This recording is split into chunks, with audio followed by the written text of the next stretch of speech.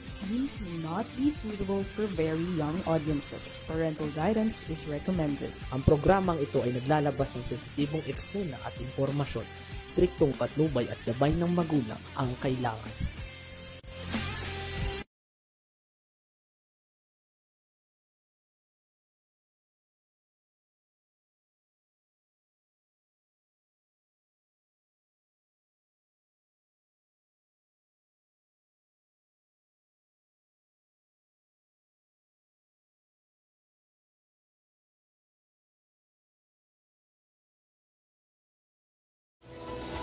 Okay, isang wala akong sounds. Magandang araw. Dito po tayo ngayon sa ating balitang halian.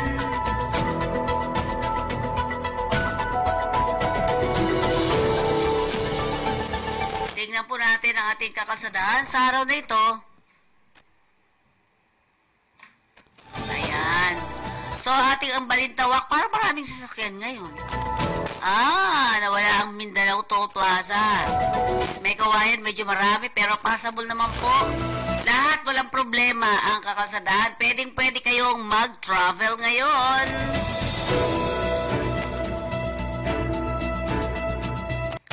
Okay. Sa ulo ng ating mga balita,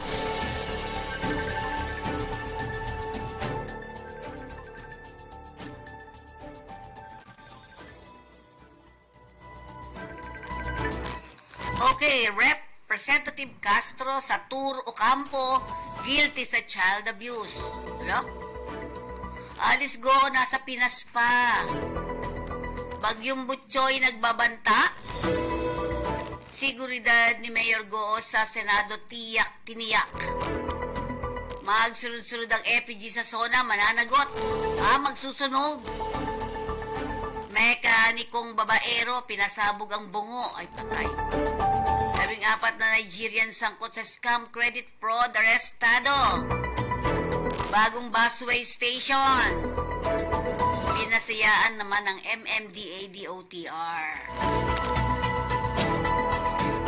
Sa mga kabuuan ng ating mga balita, hinatulang guilty ng Tagum Regional Trial Court sa Tagum City sina ACT Teacher Party List Representative Franz Castro, dating bayan muna Party List Representative sa Tour Ocampo dahil sa kasong child abuse.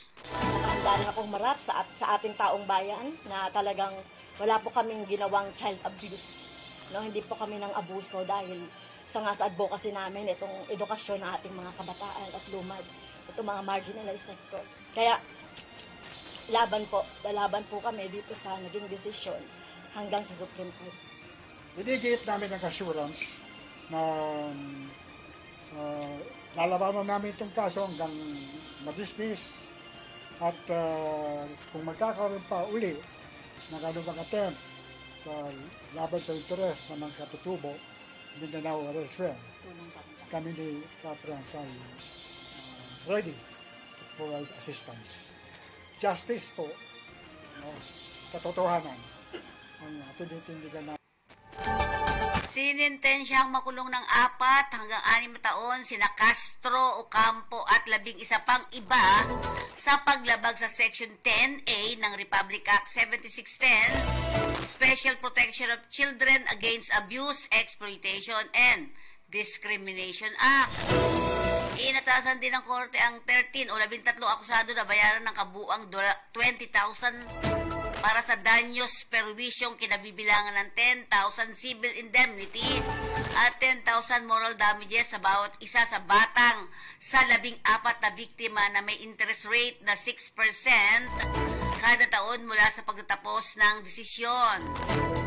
Ang kaso kasi ay nag-ugat sa insidente ng Talahingod, Davao del Norte noong 2018 kung saan ang grupo ni Castro at Ocampo ay ibiniyahe ang 14 na menor de edad na mga lumad o katutubong mga estudyante ng Sulugpungan Tano Ingunangan Community Learning Center Incorporated.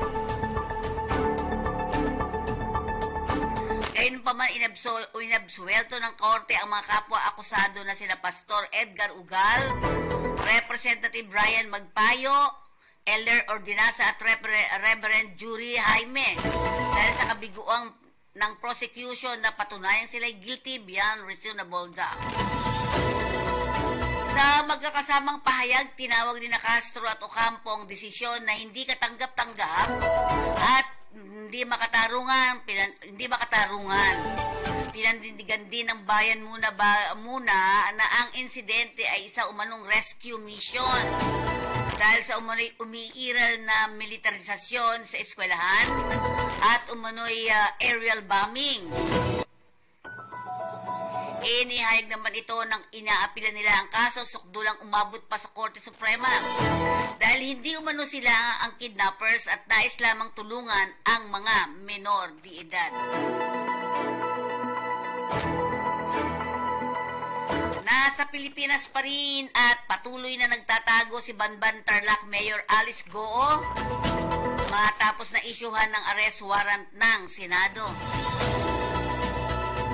Sinabi ni Senator Sherwin Gatchalian na pinuntahan ng lahat ng mga otoridad ang mga nakarehistrong address ng bahay ni Goo. Kabilang dito ang mga gusali at istruktura sa QJJ Farms sa Tarlac.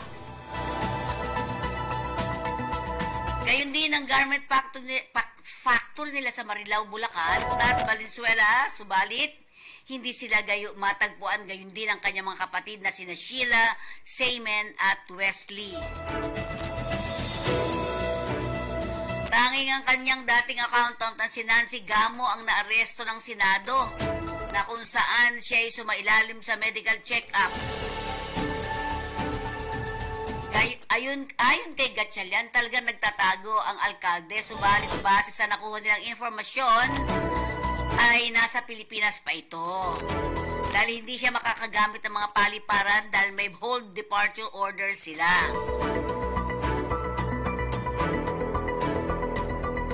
Meron naman para sa by the sea. Si Goo ay bigong dumalo sa pagdinig ng Senado kaugnay sa raid ng Pogo Operation sa Tarlac, kaya't naglabas ng arrest order laban sa kanya.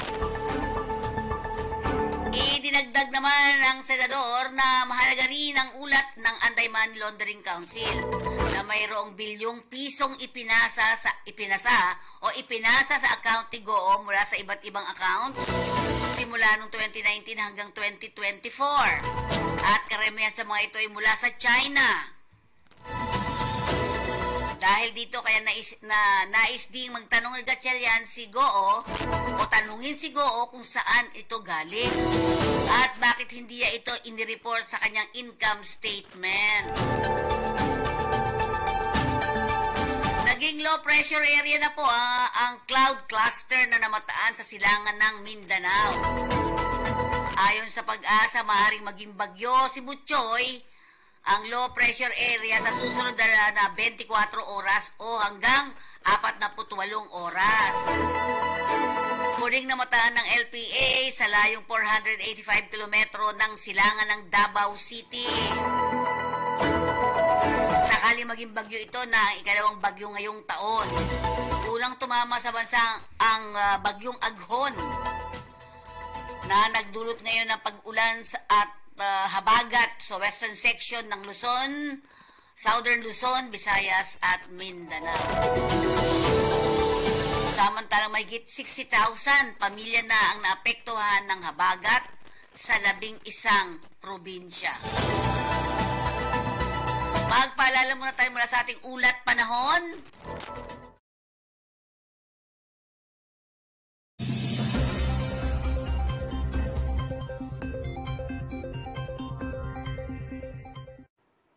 Magandang umaga po, narito ang latest weather update ngayong araw ng Tuesday, July 16, 2024. So unahin po muna natin yung mga weather systems na nakakaapekto sa iba't ibang bahagi ng ating bansa. Sa kasalukuyan po ay may binabantayan tayong low pressure area nasa may silangang bahagi ng Mindanao. As of 3 a.m. huli itong namataan sa layang 310 kilometers east-northeast ng Davao City. And kung makikita po natin dito sa latest sa satellite image, yung mga kaulapan na dala nitong low pressure area ay inaasahang makakaapekto dito sa may silangang bahagi ng Visayas at Mindanao. So asahan po natin yung mga tsansa ng mga katamtaman hanggang sa paminsang-minsang malalakas na mga pagulan na posible namang magdulot ng pagbaha o pagguho ng lupa. So ingat po sa ating mga kababayan dyan. Samantalang sa nalalabing bahagi naman po ng ating bansa, partikular dito sa may kanlurang bahagi ng Southern Luzon, pati na rin sa kanlurang bahagi ng Mindanao, patuloy pa rin ang epekto ng southwest monsoon o hanging habagat. Kung makikita po natin sa satellite image, although may mga kaulapan po tayong namamataan, ay hindi po siya tumutuloy dito sa ating bansa dahil meron po tayong circulation or bagyo dito sa may area ng Vietnam na humahatak dito sa hanging habagat. So mostly naapektuhan lamang po nitong mga kaulapan ay dito sa may area ng Palawan at magdadala din po ito ng mga isolated thunderstorms mostly dito sa western sections ng Southern Luzon pati na rin ng western sections ng Mindanao.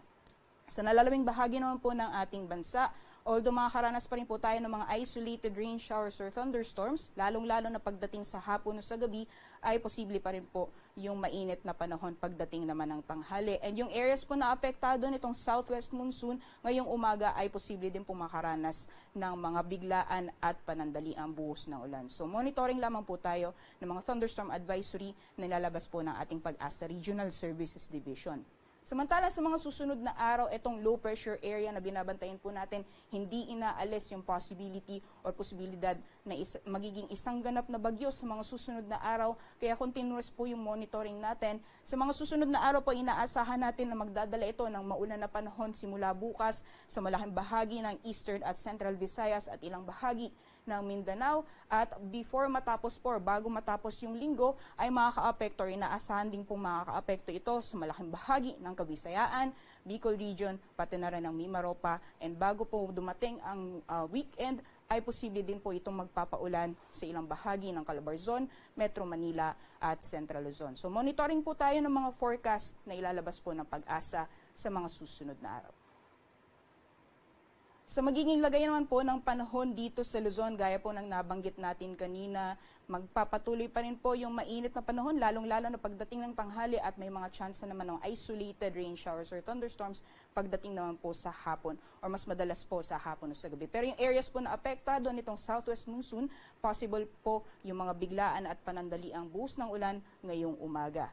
So sa mga giging agwat naman po ng panahon, agwat po ng temperatura rather, dito sa Lawag maglalaro mula 21 hanggang 30 degrees Celsius. Para naman sa Tugigaraw maglalaro mula 26 hanggang 35 degrees Celsius. Sa Baguio nasa 17 to 25 degrees Celsius, 23 to 31 para sa Tagaytay. At yung maximum temperatures po natin sa Metro Manila at Legazpi aabot ng 32 degrees Celsius. Dito naman po sa magiging lagay ng panahon ngayong araw sa nalalabing bahagi po ng ating bansa, gaya po ng nabanggit natin kanina, ay dulot pa rin na epekto nitong hanging habagat or southwest monsoon. Asahan pa rin po natin yung maulan na panahon sa malaking bahagi ng Palawan. Samantalang dulot naman na epekto nitong low pressure area, asahan po natin sa Eastern Visayas, Caraga at Davao Region. Makakaranas din po tayo ng mga kalat-kalat, mga pugulan, pagkidlat at pagkulog. Babala lang po sa areas ng Caraga, pati na rin southern portion ng Eastern Visayas, mamayang gabi or possible mamayang hapon, posible yung malalakas na mga pagulan. Paghandaan po natin yan at mag-monitor po ng mga updates or heavy rainfall warnings or thunderstorm advisories po na nilalabas ng ating Pag-asa Regional Services Division. Samantalang sa nalalabing bahagi ng Visayas at Mindanao, although magpaparamdam naman po si Haring Araw, ay may mga posibilidad pa rin ng mga isolated rain showers or thunderstorms o mga biglaan at panandaliang buhos ng ulan, lalong-lalo na dito sa may areas ng Zamboanga, Zamboanga Peninsula, BARMM at Soc-Sargen. Pwede pa rin makaranas ng mga isolated na thunderstorms ngayong umaga. Para naman sa agwat ng temperatura, para sa Kalayaan Islands ay maglalaro mula 24 hanggang 30 degrees Celsius. Samantalang sa Puerto Princesa maglalaro mula 25 hanggang 31 degrees Celsius. 31 degrees Celsius din inaasahang maximum temperatures para sa Iloilo at Cebu. Samantalang 32 degrees Celsius naman ang maximum temperatures na inaasahan ngayong araw sa Tacloban. For Cagayan de Oro, yung agwat ng temperatura maglalaro mula 25 hanggang 31 degrees Celsius. 31 degrees Celsius din ang maximum temperatures para sa Metro Davao at para naman dito sa Zamboanga ay maglalaro mula 24 hanggang 32 degrees Celsius. Sa kalagayan po ng ating karagatan, wala po tayong gale warning sa ngayon, pero kung mapapansin po natin, iba yung pag-iingat po sa mga planong pumalaot sa may kanlurang baybayin ng ating bansa, pati na rin po sa may silangang baybayin ng Mindanao, dyan po sa area kung saan nabamataan yung low pressure area. Maulap na panahon po yung inaasahan natin, medyo rough po yung mga karagatan, yung pag-alon, kaya iba yung pag-iingat po sa mga planong pumalaot sa mga nasabing baybayin. Ngayong umaga, si Haring Araw ay sisikat ng 5:35 a.m. at lulubog na mamayang 6:29 p.m. Para sa karagdagang impormasyon, bistahin lang po ang aming social media accounts at ang aming website pag-asa.dust.gov.ph. Yan lamang po latest mula dito sa Pag-asa Weather Forecasting Center. Ako po si Rhea Torres. Magandang umaga po sa ating lahat. Sa pagpapatuloy ng ating balitang halian, tiniyak ni Senate President Francis Chis Escudero ang seguridad ni Bamba Mayor Alice Goo at iba pang na-issuehan ng arrest order sa sandaling may ditini sila sa Senado. Sinabi ko na sa staff ni Senator Risa kanina na kung makukompleto this week, baka gusto niya i-considera mag-schedule na mas maagang hearing. Kaya naman niya kasi nilagay yung hearing ng ganung petsa para mabigyan ng sapat na panahon ng Office of the Sergeant at Arms na maipatupad yung arrest warrant sa tulong ng law enforcement agencies ng ating pamahalaan. So sir, safety-wise, walang dapat ikatangan si Mayor? Wala akong nakikitang rason at sa totoo lang, hindi ko alam kung saan nanggagaling yung sinasabi niyang banta, di umano, laban sa kanyang buhay.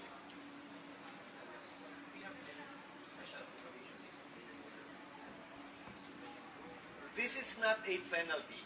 This is not a punishment for the commission of any crime. Itong pagdetena sa kanya ay para tiyakin lamang na siya ay mag-a-attend ng pagdinig ng Senado. At matapos siya mag-attend ng pagdinig ng Senado, ay walang rason para patuloy pa siyang idetina.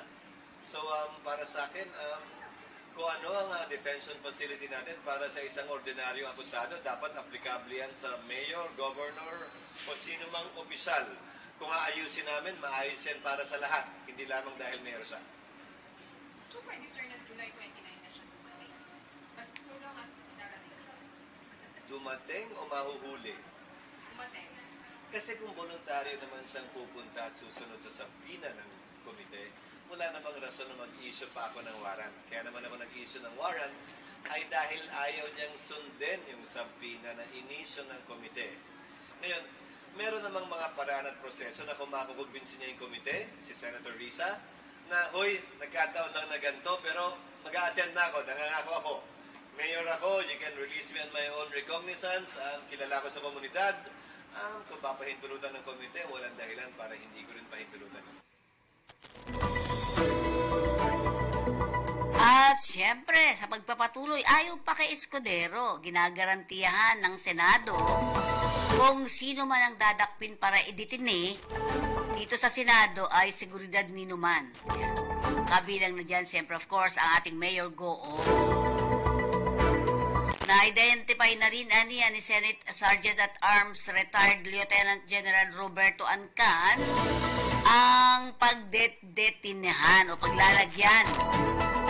Hindi lang kay Goo, kundi sa iba pang inisyuhan ng warrant of arrest ng Senado. Tanging si Nancy Jimenez Gamo na accountant ni Goo ang naaresto. Samantalang pinakikilo si Senate President Pro Tempore Jinggoy Estrada ang lahat ng mga ahensya ng gobyerno para agad na madakip si Goo at ang iba pa nitong kasama. Giit na Estrada, dapat na magtulungan ang lahat ng gobyernong government agencies na may police powers para mahanap si Goo. Nanawagan din si Senator Sherwin Gatchalian kay Goo na voluntaryo na itong sumuko dahil sigurado namang batid ng suspendidong mayora na mayroong arrest order laban sa kanya.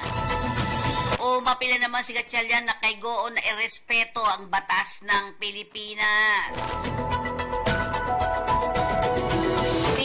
Philippine National Police na pananagutin nila ang militanteng grupo na magsusunog ng EPG sa kanilang kilos protesta kasabay ng ikatlong State of the Nation address ni Pangulong Ferdinand Marcos Jr.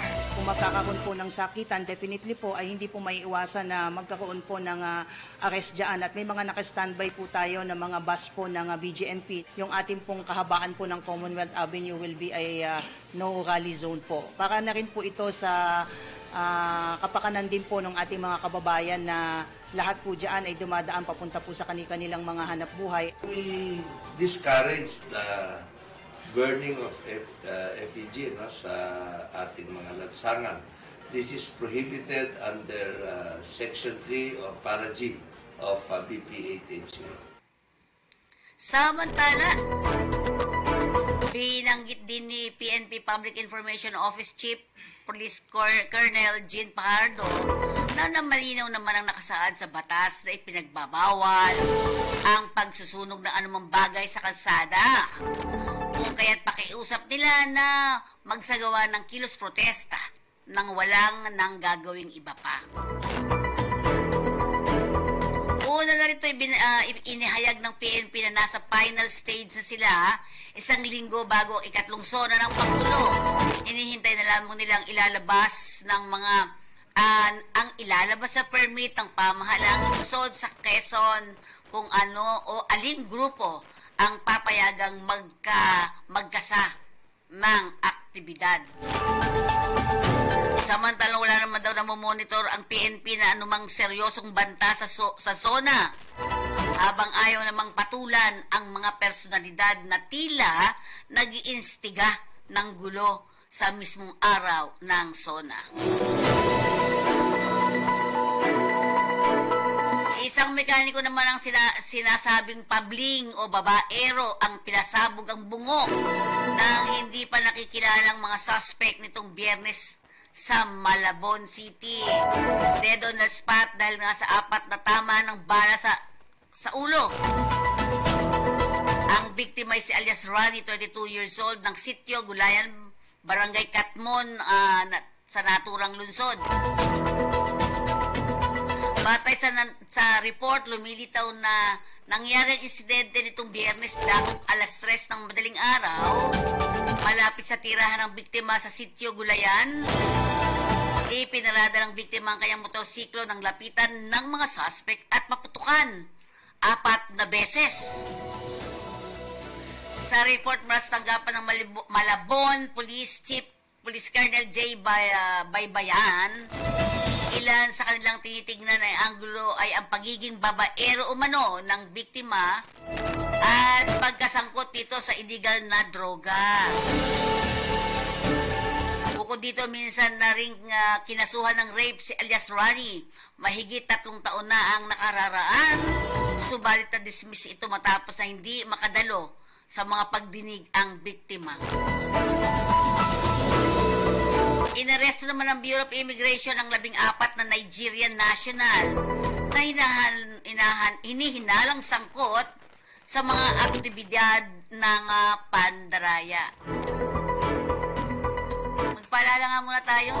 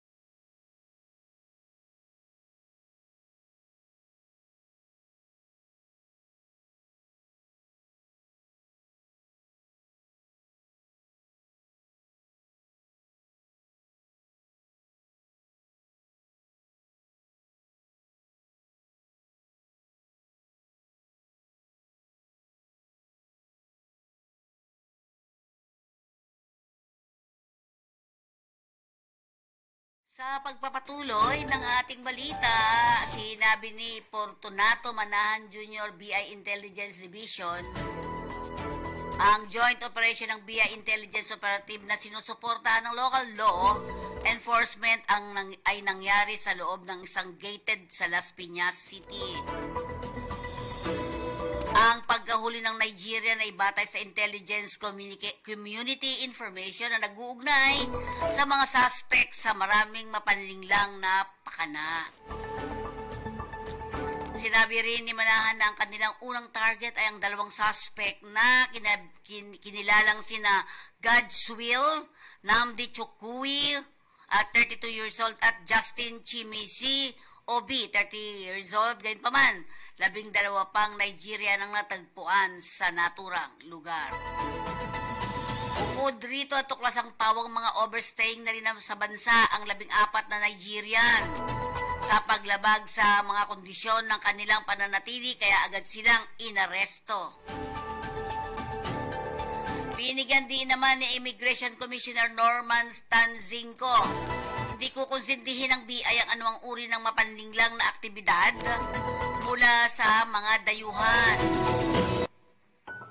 Lahat ng 14 na suspect ay mananatili sa holding facility ng BI sa loob ng Camp Bagong Diwa, Taguig habang nakabinbin ang deportation. Pinasinayaan naman ng Lunes, nitong nakaraang Lunes, ng Metropolitan Manila Development Authority o MMDA at ng DOTR ang dalawang bagong itinayong EDSA Pilam at Kamuning Station sa Quezon City para sa EDSA Busway.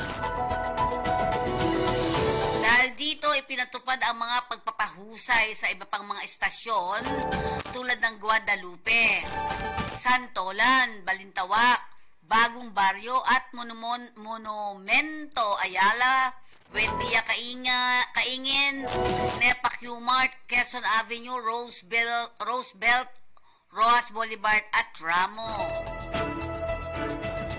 Sinasabi ni MMDA Acting Chairman Don Artes ang dalawang bagong itinayong EDSA Busway o Busway Station, gayon din ang mga pagpapahusay nito ay patunay sa pinag-isang pagsisikap ng mga ahensya ng gobyerno na makapagbigay ng mahusay, abot kaya, komportable at mas ligtas na serbisyo ng mga busway sa mga commuters.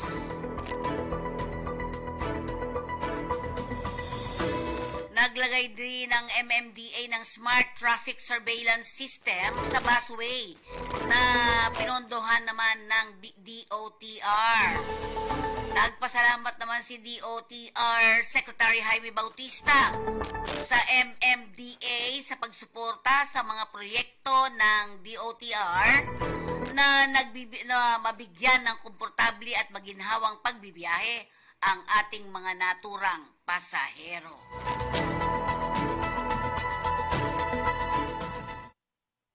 Okay, tayo tumako muna sa RTBM.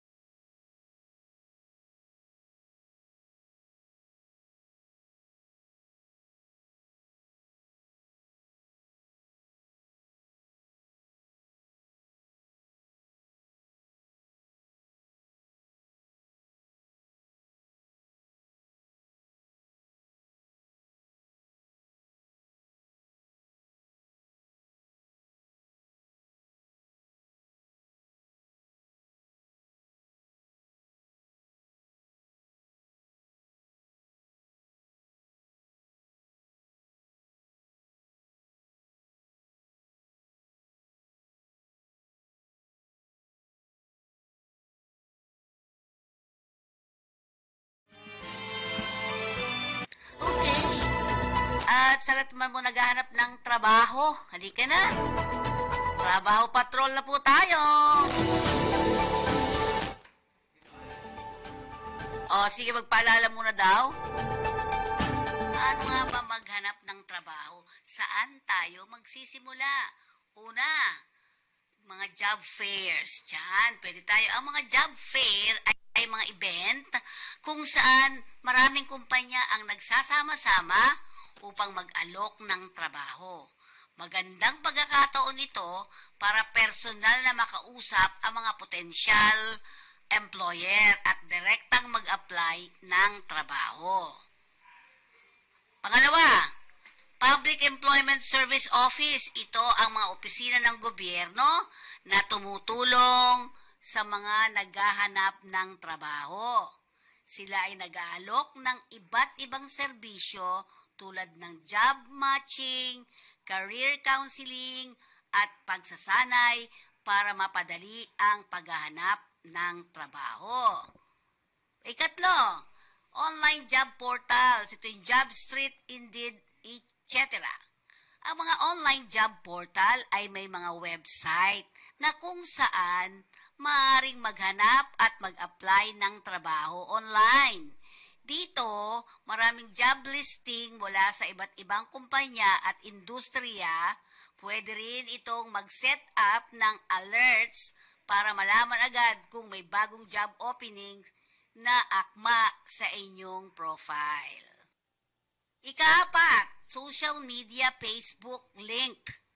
Ang social media platform tulad ng Facebook at Link ay nagiging popular rin sa paghanda o paghahanap ng trabaho. Sa Link, maaari kang makipag-network sa mga professional at maghanap ng mga job posting sa Facebook. May mga grupo o pages na nagpo-post ng job vacancies.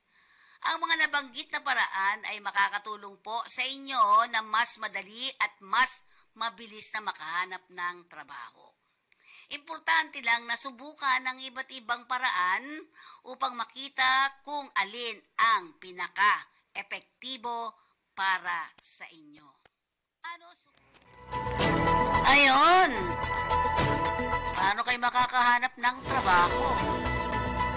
At ngayon tingnan natin ang ating trabaho patrol.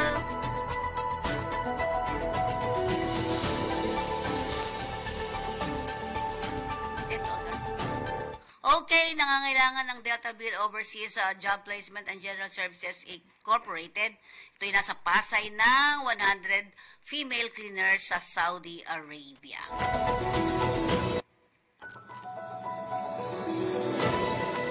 Oy, ang iQuest. Ilang kailangan nila? Ba't 5? 5 factory worker bound to Taiwan, hindi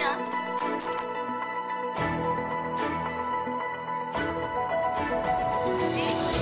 600 depende ako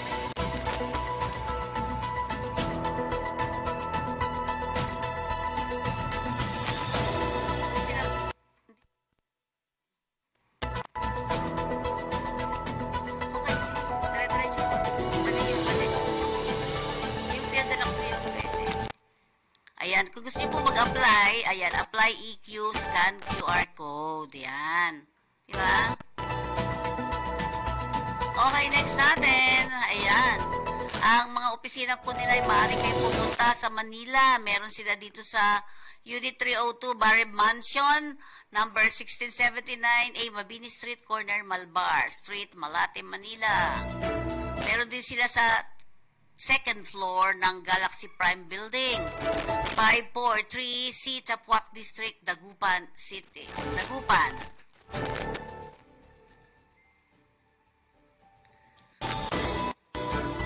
Samantalang kailangan na sa United Kingdom at Global Maritime Engineering Service Limited, Mechanical Fitter, FK Welder, Plater Fabricator.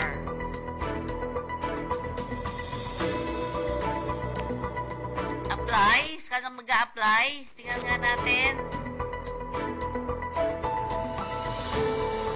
Ayan, you can apply online arms.lbsrecruitment.com.ph. send your updated CV to apply MSD at is/recruitment.com.ph.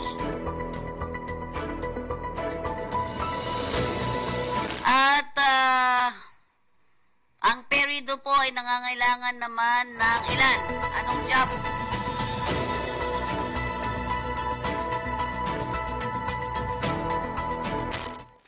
Yan. Kailangan nila ng production operator. Male, high school graduate, vocational graduate must have at least 1 to 2 years experience as production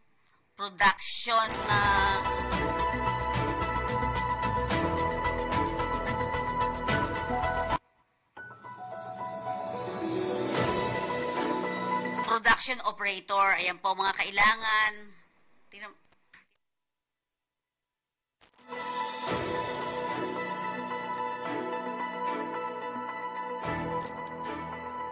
Male and female graduate. Kaya na lang sa to. For other position, drop box is provided for you. Application otherwise, please send your updated resume to perido4croatia@gmail.com with email subject, anong posisyon ang ina-applyan ninyo.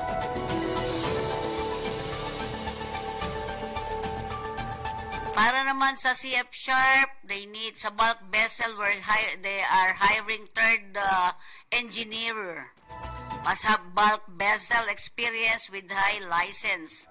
You can apply for this. Ayan po, ang CF Sharp's recruitment.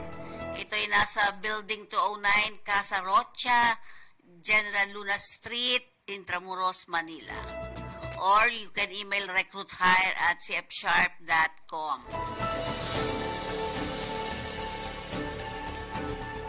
Ayan, Hope Insight, pre-eye check-up, pre-cataract screening, pre-referral and assistance for laser cataract operation and other diseases.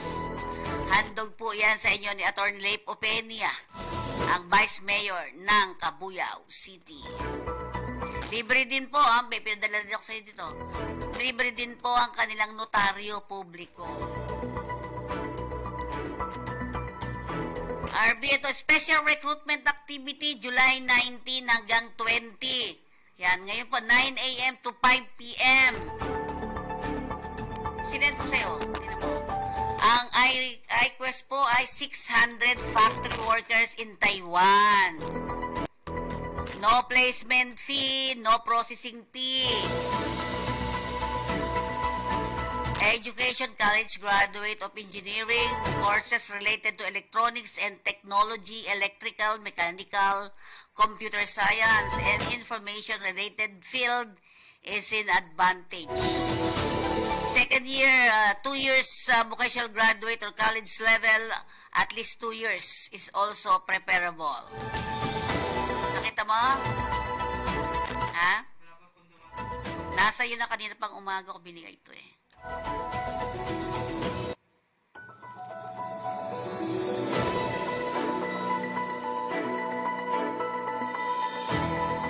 Okay, ayan po. 600 factory workers ang kailangan po ha, hindi po 5. 600 factory workers. Ang special recruitment activity nila ay mag-start sa July 19 and 20. Ayan. Venue po nila ay nasa Session Hall, 2nd floor, Botolan Municipal Hall, Zambales.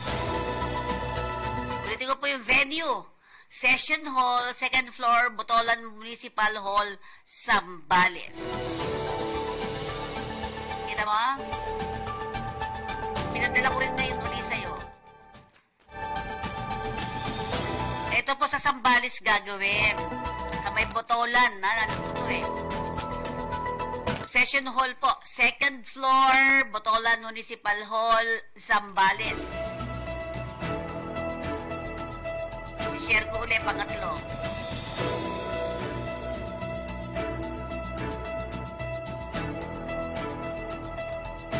Okay, yan po ang ating mga balita sa araw na ito.